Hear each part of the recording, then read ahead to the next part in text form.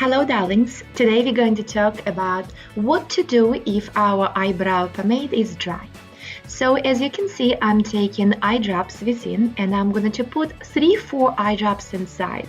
I'm going to take knife later and I'm going to mix eye drops and pomade thoroughly.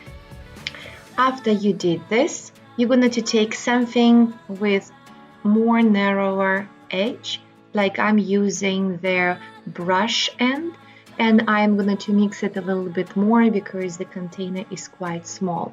So as you can see, it mixes together quite well. So I'm going to do it a couple of times, and also as you can see later, I'm going to check it on my hand.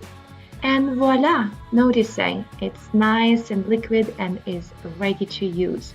So as I mentioned before, it's only 3-4 eye drops mixed together, and now, hurrah! We all got it ready for makeup. Mwah, mwah. Bye, darlings.